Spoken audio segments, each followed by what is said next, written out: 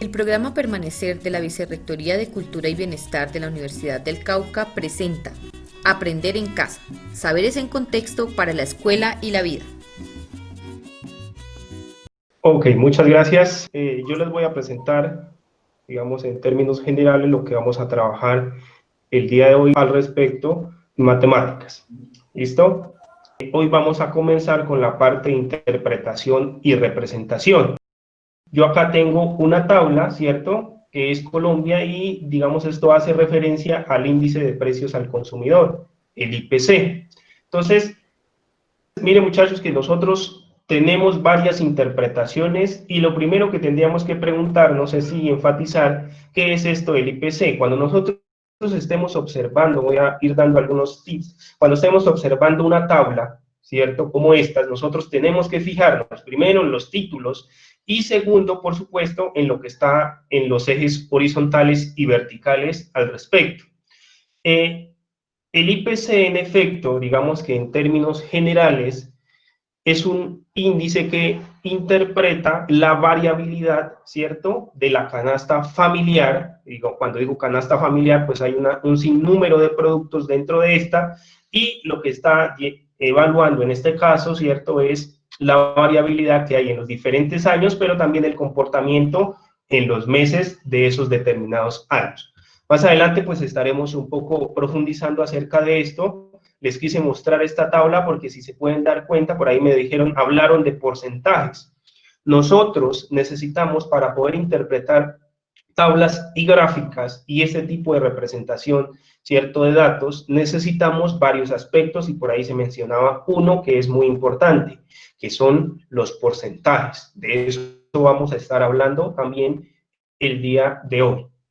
Ahora yo les voy a presentar, ¿cierto? Por acá yo les dejo un enlace para que ustedes puedan observar cómo se define el IPC, para que lo tengan un poco más claro, que generalmente este tipo de preguntas también digamos, no sale, a veces sale el Producto Interno Bruto, que en general son cosas que siempre están en la realidad de cada uno de nosotros. Listo, más adelante estaremos interpretando nuevamente esta gráfica, pero ya con herramientas un poco más para poder hacer una interpretación mejor de esto. Entonces voy a pasar al siguiente gráfico. En este caso, pues tenemos la tasa de desempleo en Colombia, ¿cierto? Y en ese sentido también les quiero realizar la misma pregunta. ¿Qué interpretación nosotros podemos hacer de este gráfico? Preguntémosle a Paola, ¿hay alguien opinando acerca de esto al respecto en Facebook? Sí. Maurice dice, ahí se ve que el desempleo aumentó mucho.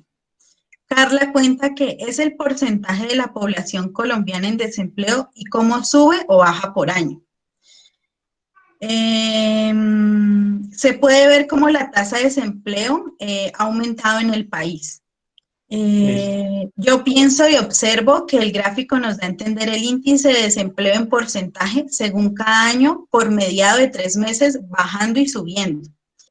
Ok, bueno, vamos a parar un poco aquí y vamos a mirar varios aspectos que tiene este gráfico, también estaremos profundizando más, pero digamos que se observa que se está haciendo la medición de esta tasa de desempleo en el primer trimestre del año, ¿cierto? También observamos que hay diferentes años en los cuales se está observando el trimestre y digamos que hay una gran pendiente aquí marcada, que es en el año 2020, que es precisamente en el año en el cual nos encontramos, y en el primer trimestre pues el desempleo aumentó, pues esto debido a varios factores que en general nosotros conocemos. Entonces, en ese sentido, miren que aquí tenemos un gráfico y también necesitamos unos conceptos previos para poder realizar la interpretación correspondiente. Es por ello que vamos a iniciar con estos conceptos previos y luego vamos a ir a ya analizar cierto tipo de tablas y gráficos que tenemos. Entonces, en ese sentido, lo primero que vamos a analizar, ¿cierto?, son los conceptos previos para la interpretación de gráficas y tablas. En ese sentido, pues tenemos las razones y los porcentajes. Entonces, en términos generales, ¿qué es lo que nosotros conocemos como una razón? ¿Cierto? Una razón, pues, es la comparación, ¿cierto?, entre dos cantidades.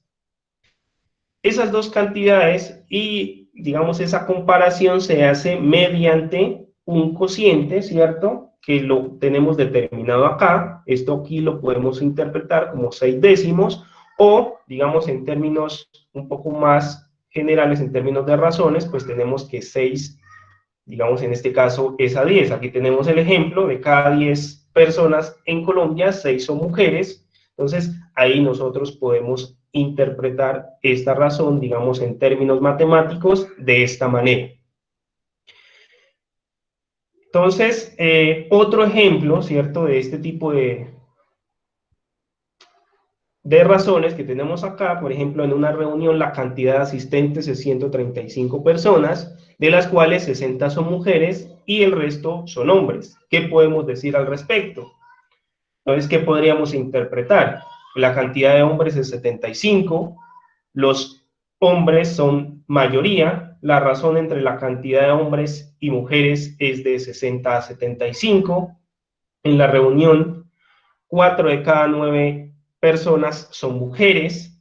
En la reunión, por cada 4 mujeres hay 5 hombres. Entonces, nosotros, a partir de razones, nosotros también podemos, digamos, realizar algún tipo de interpretación, que esto, digamos, llevado hacia tablas y gráficos, nos permite una mejor interpretación de estas formas, valga la redundancia, de representar los datos. Acá tenemos el valor de la razón, que es el cociente entre dos cantidades, se obtiene dividiendo el antecedente y el consecuente. Entonces, en ese sentido, cuando yo hablo de antecedente y consecuente, me estoy refiriendo precisamente, si lo vemos en términos de cociente, al denominador y al numerador. Entonces, tenemos las formas de poder representar la razón. Y en este caso, pues, este 0.66, pues, es el valor precisamente de esta razón. En este caso, pues, podríamos leer ese número racional como 2/3, ¿cierto? O 2 es a 3, o podríamos interpretarlo como 0,66 periódico. Es así como, si ustedes se dan cuenta, poco a poco vamos, digamos, teniendo en cuenta varios aspectos. Cuando yo represento una razón como, yo digo, son 2/3, ya nos estamos refiriendo a los números racionales, que también están inmersos dentro de la interpretación de diferentes aspectos relacionados con tablas y gráficos. De ahí, por supuesto, pues, digamos, tenemos, si varias razones tienen el mismo valor, ¿cierto?, se dicen que son equivalentes. Por ejemplo, 2/3, 4/6, 6/9, 54/81, y en ese sentido, pues, tenemos que cada una de estas, pues, es 0,66 periódico. Estas razones, por supuesto, se llaman equivalentes. Luego de ello, pues, tenemos que tener en cuenta la parte del porcentaje. Entonces, necesitamos saber qué significa esto de los porcentajes. Entonces, tenemos 3 formas, digamos, de interpretar o de mirar lo que significa esto de los porcentajes. Entonces, el porcentaje indica una parte sobre 100 unidades. Por ejemplo, el 15%, pues, ¿qué nos va a indicar? Que son 15 de cada 100. Un porcentaje también lo podemos representar en términos de fracciones, ¿cierto? Por ejemplo, yo ese 15 de 100 lo puedo representar como 15 entre 100, ¿cierto? También podemos interpretar otros ejemplos podemos tener. Por ejemplo, 30% lo podemos interpretar como 30 sobre 100, y así nosotros podemos interpretar los porcentajes en términos de fracciones. También, por supuesto, si notamos, podemos realizar la correspondiente división. Es decir, cuando yo esté hablando, por ejemplo, acá de 15%, yo también me puedo estar refiriendo como 15 entre 100, o si hacemos la correspondiente división, diremos que esto es 0.15. En consecuencia, nosotros lo que tenemos es varias formas de poder representar este porcentaje acá, ¿cierto? Aquí me disculpan, aquí es 30%, ¿cierto? 30 entre 100 y esto pues nos va a representar 0.30. Así nosotros, si nos dimos cuenta en la parte de la tabla del índice que estábamos observando, aparecían números como estos, y en efecto eso lo que estaban representando era una serie de porcentajes, sino que estaba en este tipo de representación. Ahora bien, ya sabemos lo que es, digamos, el porcentaje, qué es lo que significa. En esos términos, yo puedo empezar a entender, ¿cierto?, cómo nosotros podemos calcular los porcentajes. Entonces, ¿cómo se calcula el 15%, por ejemplo, de 250? Que en principio también tenemos tres formas de poder, digamos, calcular ese porcentaje. Las tres formas claramente se parecen, pero cada una tiene una, digamos, una manera de entender y de estar calculando este determinado porcentaje acá. En ese sentido, por ejemplo, el 15% de 250, pues lo podemos calcular como 250 dividido 100, y eso multiplicarlo por 15. Y aquí obtendremos que el 15% de 250, ese 250 puede estar representando personas, objetos, animales, entre otras cosas, ¿cierto? Pero ese 15% representa el 35, es igual a 37,5. También podemos hacerlo de esta manera. 15% de 250, podemos multiplicar el 15 por 250 entre 100, y eso pues vamos a obtener que también es 37,5. Y otra forma, como esta fracción, ¿cierto? 15 entre 100, la podemos representar de esta manera, ¿cierto? Entonces obtenemos en consecuencia que el 15% de 250 es 0.15 por 250, que en efecto tenemos nuevamente que es 37,5.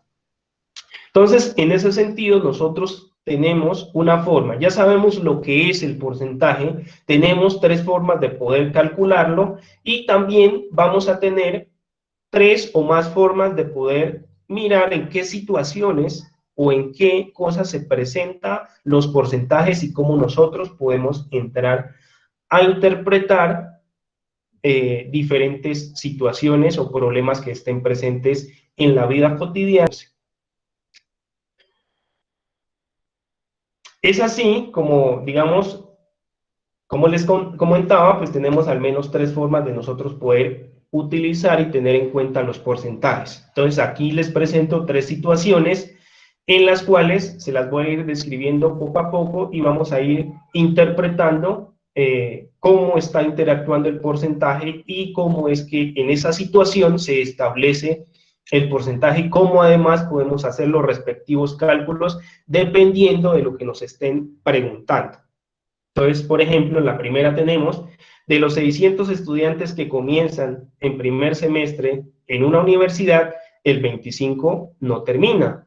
¿Cuántos abandonan? Digamos, eso es una pregunta que nosotros podemos determinar a partir de los porcentajes. Es decir, que tendríamos que calcular en este caso el 25%, ¿cierto?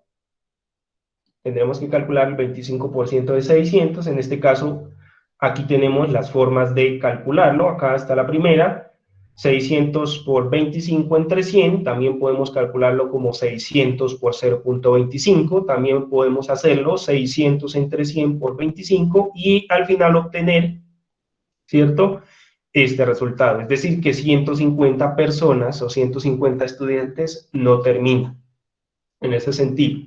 También tenemos otra situación, ¿cierto? No sé si tengan preguntas en relación a la temática de razones y porcentajes.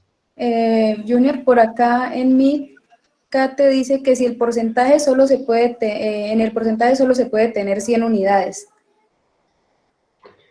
Se define precisamente de esa manera y nosotros podemos interpretar porcentajes, por ejemplo, del 150%, me imagino que va en relación en ese sentido, podemos tener porcentajes de 250%, pero realmente siempre lo vamos a estar interpretando en términos, ¿cierto?, de esas fracciones van a estar en términos y siempre van a estar divididas en partes de 100 unidades. Sí, eso siempre va a estar así. Junior, otra pregunta. Nos estabas mencionando algo de equivalencias anteriormente. Sí. Entonces, preguntaban que, entonces, si nos podrías dar una explicación de en sí qué es que las razones sean equivalentes. Como dar otra vez la explicación. Ah, ok, listo. Digamos que lo que mencionamos acá, ¿cierto? Es que si varias razones tienen el mismo valor de razón, es decir, miren, el valor de razón está acá. ¿Cómo lo calculamos? Por ejemplo, 2 dividido 3, ¿cierto? 2 dividido 3 es 0.6 periódico. Cuando digo periódico es que eso se va a seguir repitiendo, ¿cierto? Siempre ese 6 ahí.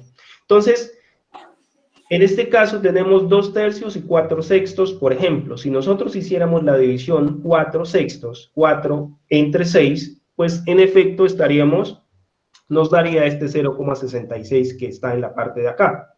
Si hacemos lo mismo con 6 novenos, nos daría 0,66. Nos daría también 5481, 0,66. Entonces, en esos términos estamos diciendo que si se cumple esto, si cada uno de estos da 0,66, eso quiere decir que estas razones son equivalentes o se dirán equivalentes. Otra forma de realizarlo es realizando productos cruzados. Entonces, por ejemplo, tengo esto, ¿cierto? Y tenemos estas dos. Si nosotros lo queremos ver en términos 2 tercios y 4 sextos, cuando hablo de productos cruzados, estas se dirán equivalentes, ¿cierto? Si cumplen la siguiente condición, que 2 por 6, ¿cierto? Nos va a dar igual a 3 por 4. En este caso, nosotros tenemos la equivalencia vista de esta manera, es decir, estas dos serán equivalentes si sus productos cruzados son iguales. Si nos damos cuenta, acá tenemos 2 por 6, eso me da 12, y 3 por 4, en efecto, tenemos que es igual a 12. En ese sentido, yo puedo concluir que 2 tercios y 4 sextos son equivalentes. ¿Sí? No sé si esté clara la pregunta, pero entonces, de esa manera nosotros también podemos determinar la equivalencia de estas razones que tenemos acá. Acá, en la segunda situación, entonces tenemos el porcentaje de errores que se cometen en la construcción de una serie de celulares es del 20%. Si se construyen 250 celulares defectuosos, ¿cuántos celulares fueron construidos en total? Entonces, aquí notemos lo siguiente. Acá vamos a tener que el total por el porcentaje va a ser igual al valor que nosotros, igual al valor de, digamos, del porcentaje que nosotros tenemos acá. Entonces, es así como, si ustedes se dan cuenta, yo aquí he repintado estas con rojo, ¿cierto? Y entonces tenemos que T es igual a B sobre P, donde ese B es el valor, ¿sí? Y P, pues, va a ser el porcentaje que nosotros tenemos ahí. Entonces, en este caso, pues, tenemos 250 celulares defectuosos y de eso representa el 20%, con lo cual obtenemos que el total de celulares construidos son de 1.250 celulares. ¿Listo? Entonces, eso sería, ahí tenemos la correspondiente respuesta. Y en este caso, miren que estamos usando el porcentaje de una forma un tanto diferente a como se aplicó en la primera situación. En la segunda parte tenemos, ¿cierto?, otra situación.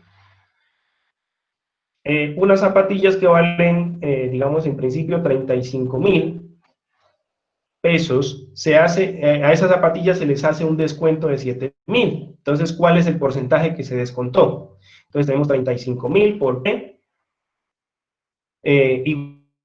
Igual a 7.000, que es el descuento, y aquí realizamos la correspondiente división, ¿cierto? Este término que lo tenemos acá, pues lo ponemos a dividir, y obtenemos que esto es 0.2, que equivale al 20%. Quiere decir que se descontó el 20% de las zapatillas.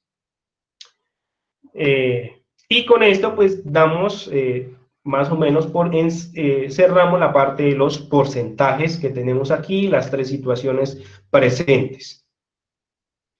Voy a pasar, digamos, bueno, aquí les dejo un pequeño regalito, ¿cierto? Unos ejercicios bien chéveres para que cuando estén tomándose un café los puedan realizar. Ahí se los dejo para que ustedes empiecen a practicar con esto de los porcentajes y si se dan cuenta, la sugerencia es realizarlo sin calculadora, sin el apoyo de la calculadora, simplemente con sus cálculos. Antes de proseguir, con eso cerramos la parte de porcentajes. Acá nos vamos a dedicar un poco a otros conceptos en relación a la interpretación. Espero que les haya quedado claro.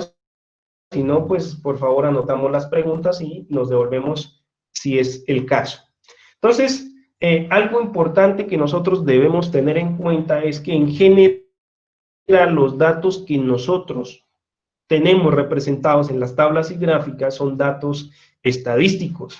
Cuando digo estadístico, pues eso hace referencia a su materia que vieron en el colegio o están viendo, que es estadística, por supuesto, y es esta ciencia la que nos ayuda a interpretar, a organizar diferentes situaciones, nos ayuda a realizar una inferencia, ¿cierto? Nos ayuda a inferir. En ese sentido, la estadística, digamos, nos permite, por supuesto, tomar decisiones. Digamos que la estadística nosotros la utilizamos para tomar cierto tipo de decisiones. En ese sentido, esas decisiones pues claramente dependen de los datos recolectados que se hayan hecho a partir de, no sé, encuestas, otro tipo de formas de recolección de datos. En ese sentido también, entonces, la estadística pues tiene, digamos, dos formas o dos visiones que debemos tener en cuenta. Una cosa es estadística descriptiva, la cual consiste en, digamos, interpretar todos los datos que nosotros tenemos en una cierta muestra, en una cierta población. Ya hablaremos un poco acerca de esos conceptos. Y también existe la estadística inferencial, la cual permite a partir de recolectar una muestra, digamos, significativa, también hablaremos de esa parte, y poder tomar en particular decisiones un poco más acertadas teniendo los datos correspondientes.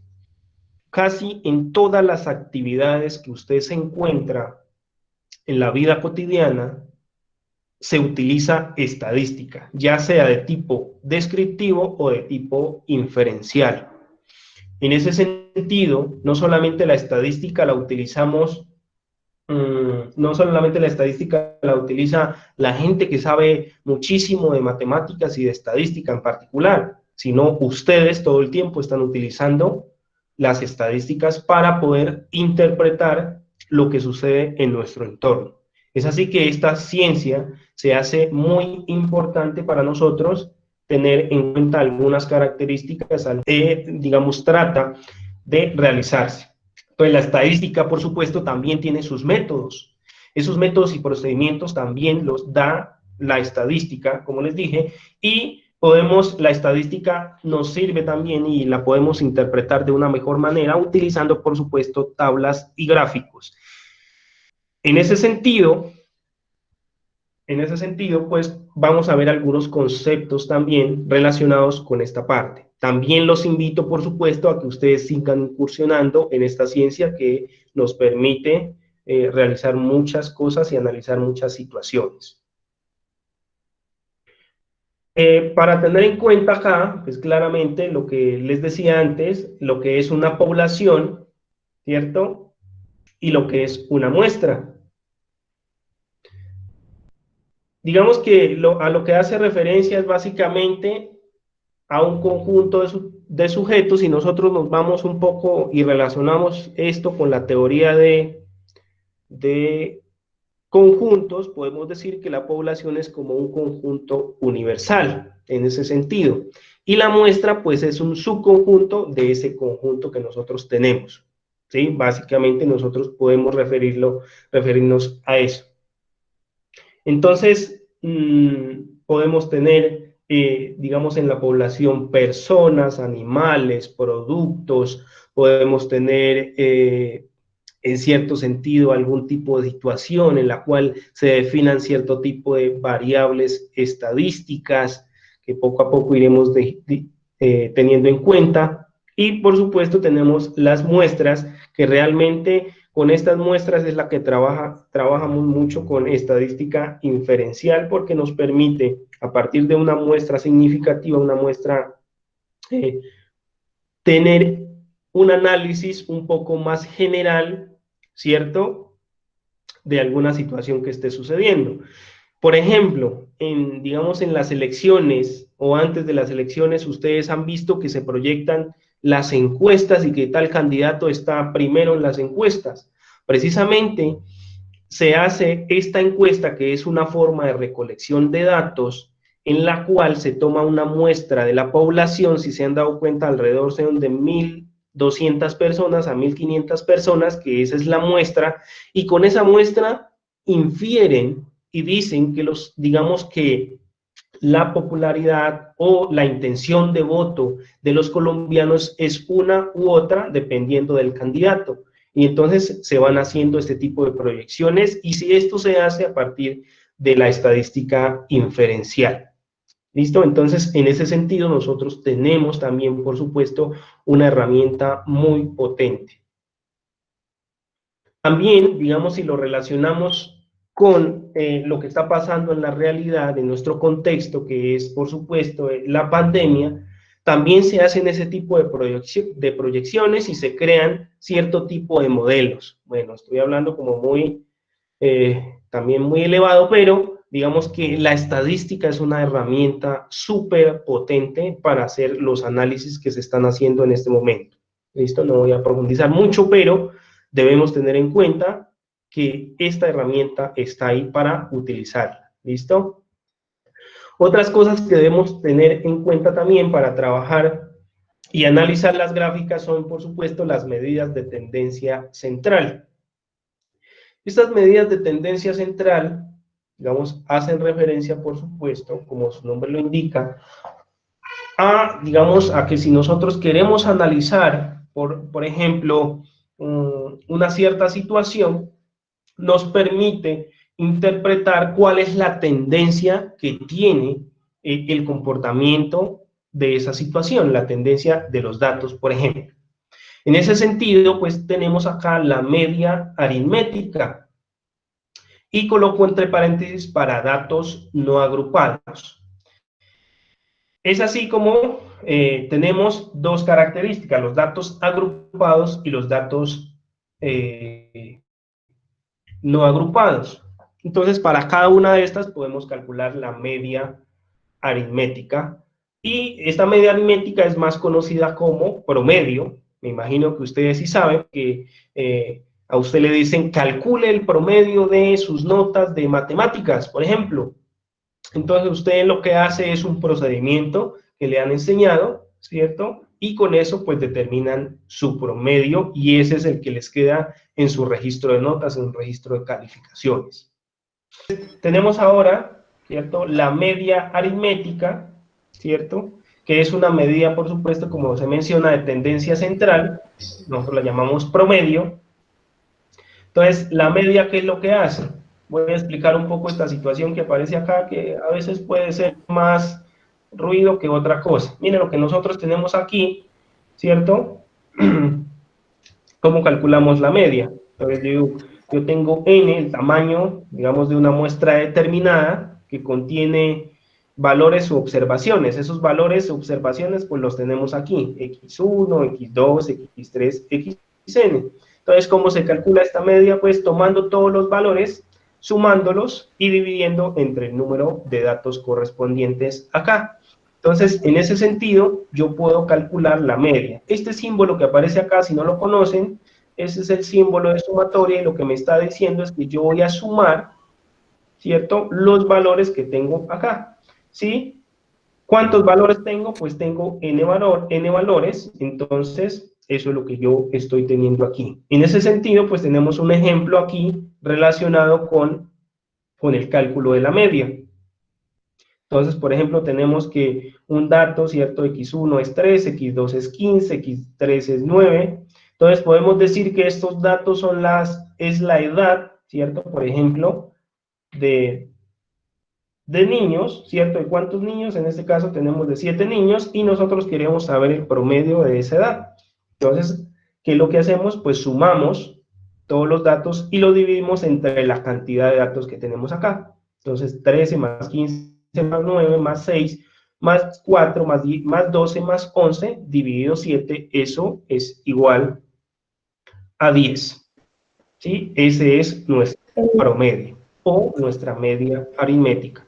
Gracias. Entonces, para hacer referencia a estos datos agrupados y no agrupados, ambos, digamos, en ambas situaciones, si nosotros queremos representar una tabla de esta parte, ambos se pueden representar en una tabla, digamos, en primera medida. Por ahí mencionaron algo que diferencia estos datos no agrupados de los datos agrupados, y es que los datos agrupados precisamente se llaman así porque lo que nosotros hacemos es generar una tabla, ¿cierto? Una tabla de frecuencias, pero esa tabla de frecuencias la construimos con los intervalos que mencionaban por ahí, mientras que los datos no agrupados, digamos, no lo hacemos de esa manera. Y al respecto de cuál es el criterio, digamos, de calcular los intervalos, existen cierto tipo de normas, bueno, cierto tipo digamos, de formas de poder tener en cuenta los intervalos. Uno puede ser con el tamaño de la muestra, generalmente a veces se utiliza la raíz cuadrada de la muestra. En este caso, si tenemos, pongámosle una muestra que tenga raíz cuadrada exacta 25, ¿cierto? Entonces, raíz cuadrada de 25 es 5, luego el número de intervalos lo podemos determinar como 5. También existe otra forma, ¿cierto?, que es un poco más compleja, y digamos que en ese sentido no la voy a mostrar acá. Sin embargo, existe otra manera de determinar el número de intervalos. ¿Listo? Entonces, vamos a continuar. Junior, ¿Sí?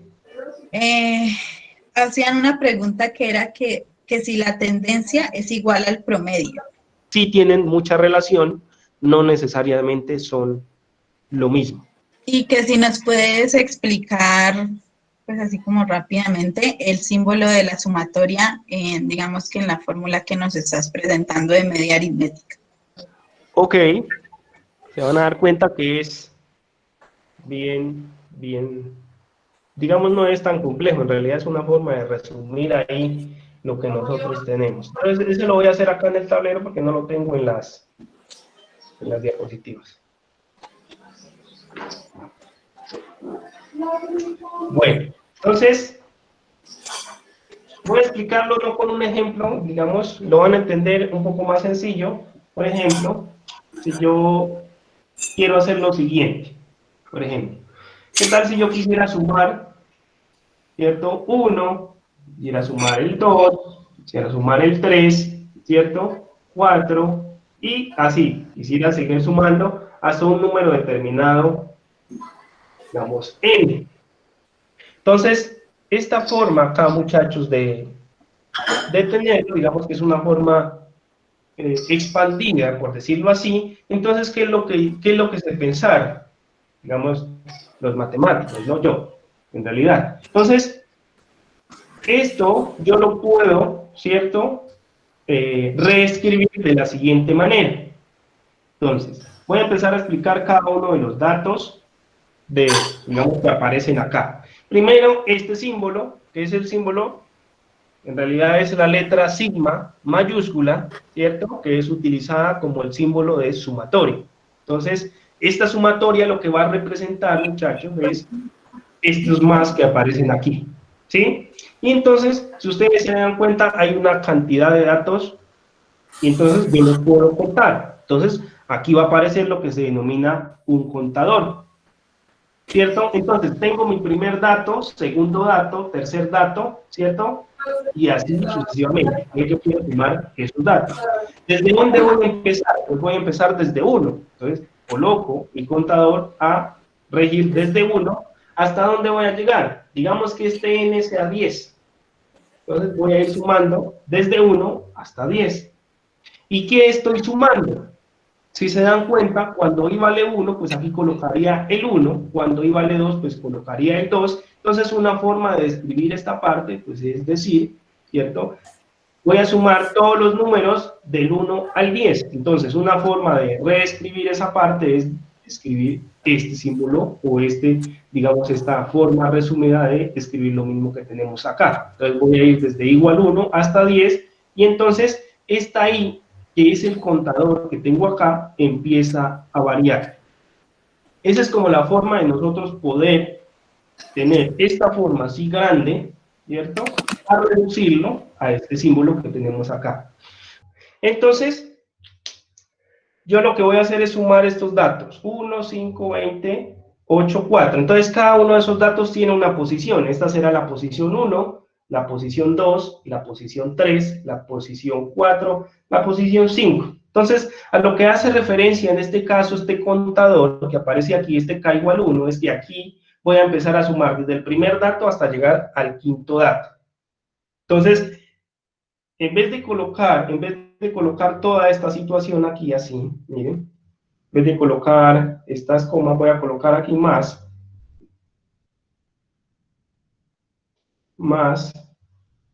y más, ¿sí? Entonces, esta situación es esta misma de acá, ¿sí? Porque lo que estoy haciendo, si yo desarrollo esto, yo estoy diciendo, cuando k vale 1, es decir, la posición número 1 la ocupa el 1, en este caso, la posición número 2 la ocupa el 5, entonces voy a sumar el 5, la posición, entonces voy variando, cuando k vale 1, cuando k vale 2, hasta llegar al valor de k en la posición número 5, que es lo máximo que yo puedo establecer ahí. Entonces, dado esto, pues realmente lo podemos interpretar de esta manera, ¿sí?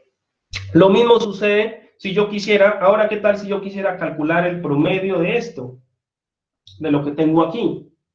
¿Qué es lo que hago?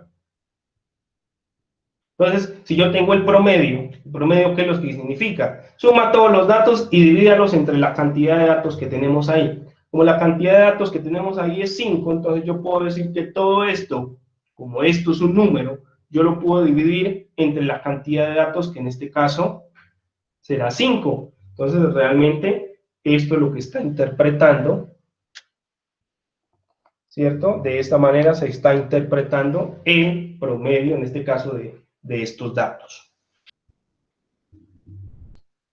Bueno, entonces, bueno, acá hay una expresión también, acá no nos vamos a detener mucho, es solamente que debemos tener en cuenta cuando estamos calculando el promedio para datos agrupados y datos no agrupados. Esto será una tarea para ustedes, ¿cierto? No digamos tarea, más bien una actividad, para que no digamos que sea una tarea, sino una actividad de consultar esta parte. ¿Cómo yo hago para calcular, ¿cierto?, los datos si en vez de una tabla en términos, bueno, si en vez de datos agrupados yo tengo unos datos no agrupados, es decir, que están organizados en una serie de intervalos?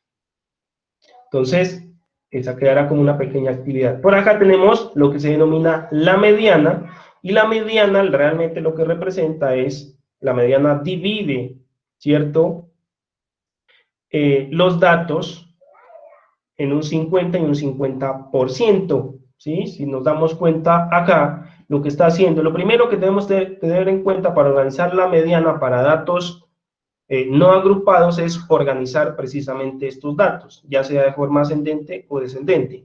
Generalmente se recomienda que sea de forma ascendente, entonces miren que tenemos los datos organizados y el dato central es precisamente la mediana. En este caso que tenemos un número impar de datos. Para un número par de datos, entonces como es este el caso, ¿cierto? Tenemos esta parte acá, que es 4, 6, 9, 11, 12, 13, 15 y 15 nuevamente. Entonces, miren que tenemos dos datos que están en el centro. Entonces, para calcular la mediana, lo que se hace es calcular el promedio de esos dos datos. Miren que tomamos 11 más 12 y lo dividimos entre 2 y precisamente esta va a ser la mediana correspondiente cuando se tiene un número par de datos. Entonces, lo más importante entender aquí es que la mediana lo que está representando, lo que hace es dividir los datos en un 50 y 50%. ¿Sí? Eso es como el concepto, lo que nosotros debemos, digamos, entender como la parte de mediana. En ese sentido, entonces, debemos tener en cuenta varios aspectos. Bueno, aquí se presentan algunos, bueno, que ya se explicó. ¿Y será que se puede calcular la mediana para datos agrupados? Y la respuesta, en efecto, es sí. Y se puede tener, aquí tenemos una tabla, ¿cierto? Veamos este ejemplo, tenemos una tabla. Entonces, por ejemplo, tenemos acá el tiempo invertido en atender a un cliente, digamos en un banco, por ejemplo. Entonces, esto estará, vamos a suponer que esos son segundos. Pues si son minutos, ahí sí, el cliente se nos va. Pero digamos que esos son segundos. En ese sentido, miren que aquí yo tengo ya formada la primera tabla y la tenemos, y estos son datos que están en forma agrupada. Miren que ahí tenemos los intervalos correspondientes. Y acá tenemos el número de clientes, que eso lo denominamos la frecuencia. Entonces, en el primer intervalo tenemos 2 clientes, en el segundo tenemos 13 y así sucesivamente en esos. Entonces, ahora, teniendo en cuenta que la mediana representa el 50% de esos datos que aparecen ahí, voy a realizar la siguiente pregunta. ¿En qué intervalo creen que está la mediana? Entonces, acá tenemos la tabla completa, ¿cierto? Aquí nuevamente realizo la pregunta. Ya, vamos a interpretar cada uno de estos para ir recordando. Acá tenemos el número de clientes, que es la frecuencia absoluta, ¿sí? Entonces tenemos 2, 13, 18, 14, 3, 1. Por acá tenemos la marca de clase, que la marca de clase no es más que tomar el 141, por ejemplo, y sumarle el 157 y dividir esto entre 2 y nos dará este 149. Entonces aquí tenemos las marcas de clase. Por acá tenemos la frecuencia relativa, que es básicamente, como tenemos un total de datos de 50, es 2, por ejemplo, dividido 50 me da 0.04, que es el 4%, si lo vemos en términos de porcentaje. Y por acá tenemos 13 entre 50 me da 0.26, que es, digamos, el 26%. Por acá también tenemos la frecuencia acumulada. Esta frecuencia acumulada, digamos, la calculamos de la siguiente manera. Entonces, tomamos este 2 que está acá, ¿cierto? Y lo trasladamos directamente aquí. Luego, sumamos este 2 con este 13, me da 15. 15 más 18, 32. 18 más 14, 46. 46 más 3, 49. 49 más 1, 50. Ahora bien, nosotros para poder interpretar, y digamos, acá está la fórmula, y digamos que esa es la forma de calcular la mediana, entonces debemos interpretar la fórmula también para poder tenerla en cuenta. En ese sentido acá debemos tener en cuenta lo siguiente. Yo puedo interpretar dónde está la mediana por lo siguiente. Miren que la frecuencia acumulada, ya sea la relativa o la absoluta, como nosotros tenemos 50 datos, ¿cuál sería la mitad de los datos? Sabemos que es 25 datos, ¿cierto? En ese sentido, nosotros tenemos ese 25 ¿en qué parte? Miren que aquí, en este intervalo no podría estar la mediana porque hasta aquí llevamos 15 datos. Acá, ¿cierto? Tampoco podría estar porque hasta aquí llevamos 46. Aquí, ya tampoco puede estar porque aquí ya llevamos 46 datos. Entonces, si se dan cuenta, nosotros aquí lo que tenemos es que la mediana tiene que estar, ¿en dónde? Aquí, ¿cierto?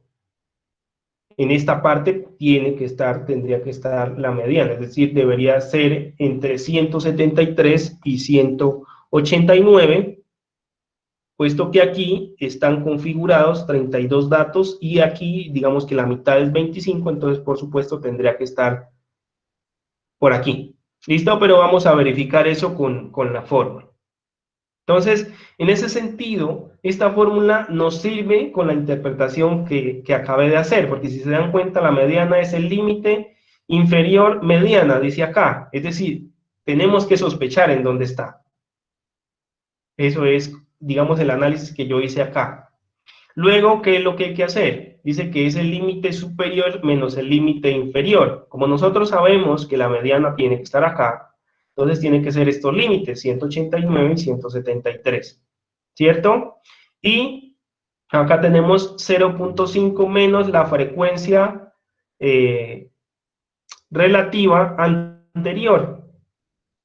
Eso, digamos que hace referencia, como nosotros estamos trabajando con este 0.5, miren que tiene lógica, entre comillas, colocarlo acá porque 0.5, ¿qué es? 50%, ¿cierto? Menos la frecuencia relativa anterior. ¿Cuál es la frecuencia relativa anterior a donde está la mediana? Pues será este 0.30 de acá. Y eso dividido, toda esta parte dividida entre la frecuencia relativa donde está la mediana.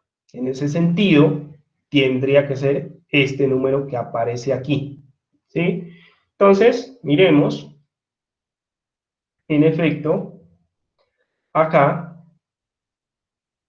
entonces tenemos acá 173, que es donde yo les decía que tenía que estar la mediana, 189 menos 173, 0.5 menos 0.30, y esta parte dividida entre 0.34, que es la frecuencia relativa. En ese sentido, pues la mediana será 182.4.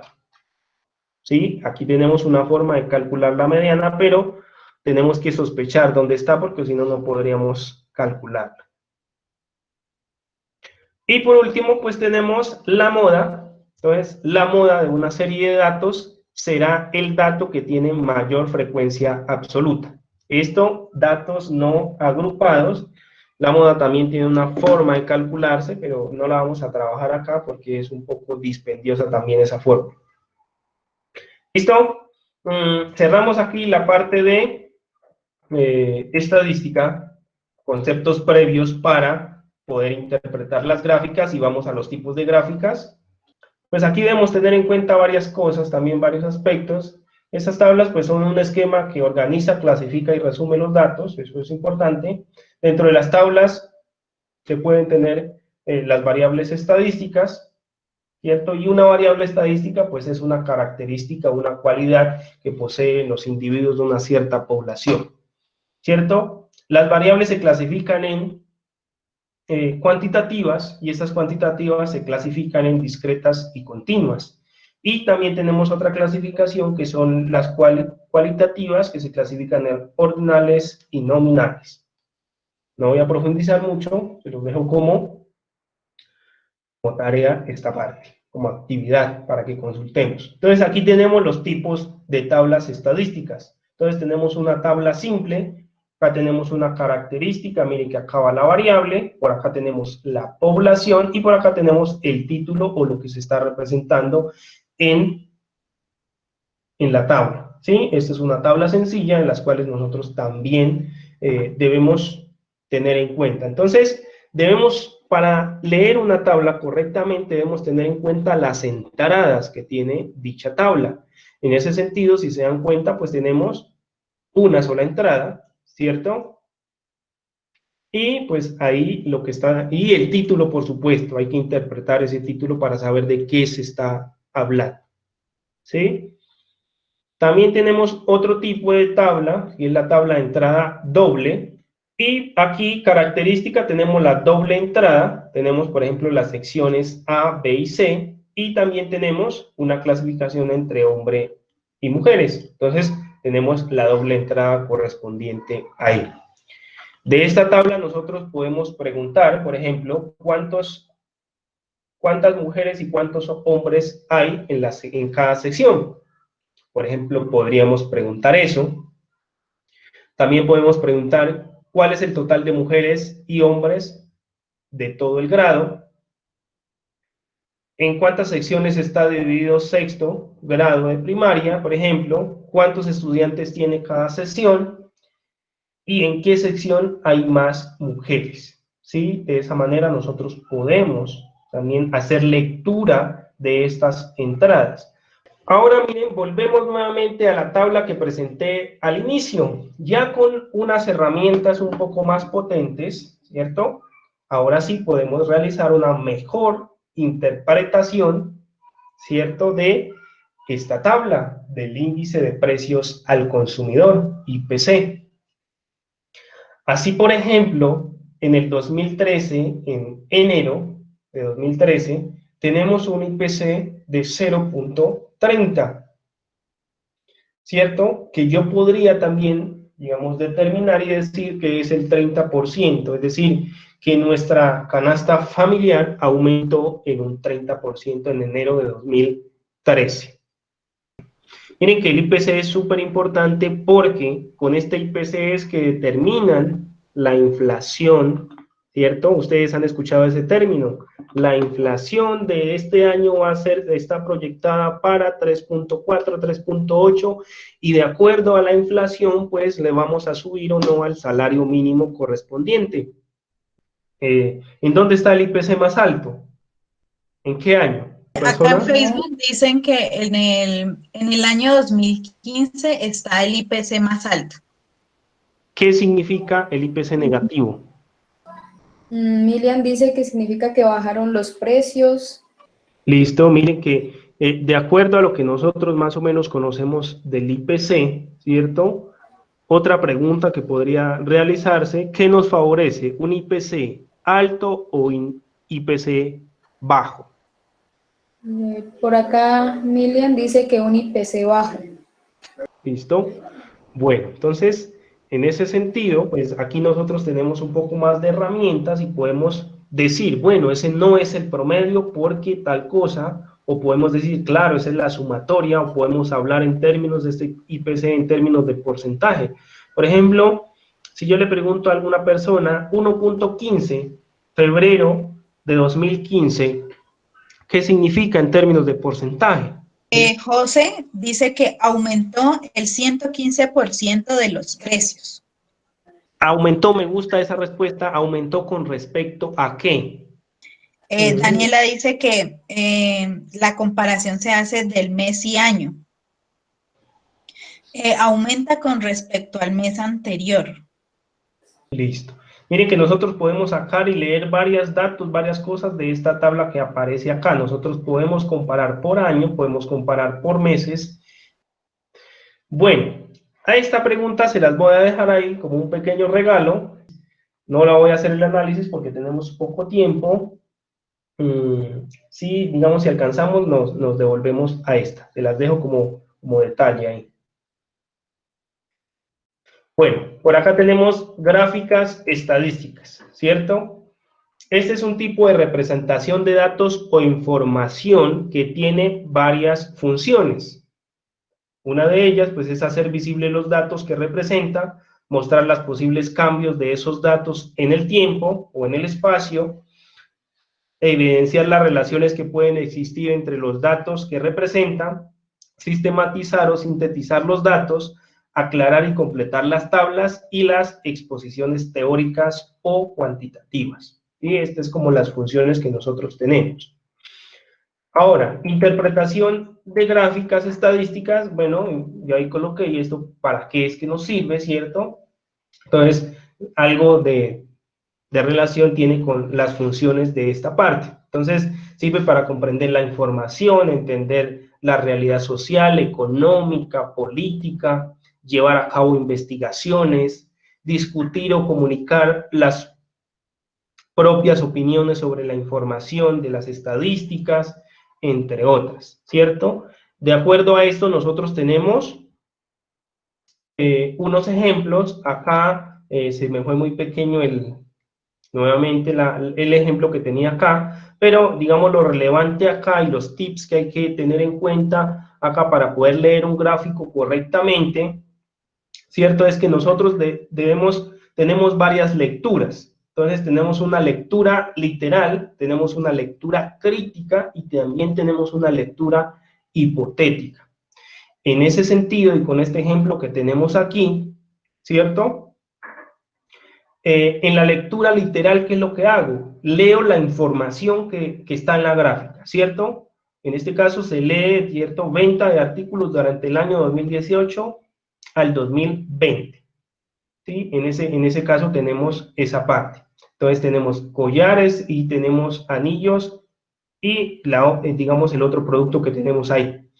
También tenemos una lectura crítica, que es evaluar la información, ¿cierto?, que tenemos ahí, pero digamos que en este caso, en la lectura crítica, no hacemos ninguna hipótesis, mientras que en la lectura claramente hipotética se hacen unas predicciones, unas inferencias de lo que puede pasar, es decir, podemos hacer proyecciones, entre otras cosas acá.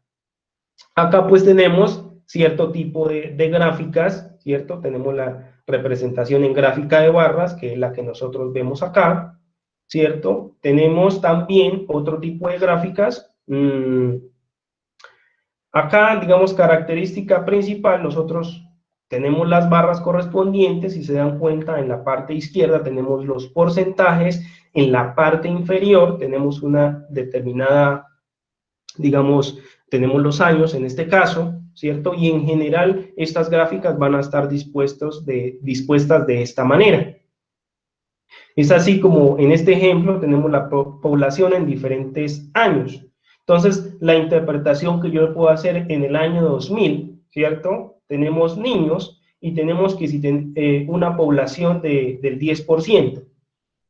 Y la lectura hipotética que podríamos realizar ahí es inferir qué es lo que puede estar pasando. Por ejemplo, en el año 2015, la población de ancianos es la mayor, del 60%. ¿Qué podríamos decir al respecto? ¿Cuál sería una buena proyección? Bueno, el comportamiento no ayuda mucho, pero digamos que yo podría inferir que vamos a tener una población en el 2020, o tenemos una población en el 2020, hipotéticamente hablando, ya, digamos, entre comillas, muy vieja, ¿cierto? Acá también tenemos otra gráfica, acá tenemos los habitantes en Perú, Venezuela, Bolivia, Ecuador, Colombia, ¿cierto? Y aquí vamos a decir que estamos trabajando con millones de habitantes. Así podríamos hacer una lectura, así literal, y decir que Colombia tiene 50 millones de habitantes aproximadamente, Ecuador tiene 20, Bolivia tendrá 15, Venezuela 25, Perú 35 millones de habitantes. También podríamos decir que Colombia, digamos, tiene la mayor población. También podríamos determinar el rango de la población en estos países. Por acá tenemos otro tipo de representación, y la representación en gráficas, en tortas, bueno, podríamos llamarlo de esa manera, diagramas circulares, y por ejemplo tenemos la población de un país, ¿sí? Entonces, en ese país, la interpretación que nosotros podemos realizarle a este gráfico podría ser literal. Otro tipo de representación de gráficas, que es un polígono de frecuencias, que fue el primero que miramos, y por supuesto también podemos hacer varias interpretaciones. Por ejemplo, podemos hacer una lectura hipotética y podemos decir que el desempleo va a seguir aumentando en Colombia, por ejemplo. ¿Sí? De esa forma nosotros podemos interpretar, y miren que los conceptos previos que vimos anteriormente están netamente ligados a la interpretación que yo pueda hacer o realizar de las gráficas o las tablas que tenemos acá. ¿Sí? Y acá al final pues tenemos una pregunta, pues debemos interpretar una gráfica acá. ¿Sí? Y con esto pues estamos cerrando ya la parte de representación de datos principalmente estadísticos en tablas y gráfico. ¿Listo? Muchas gracias por su participación.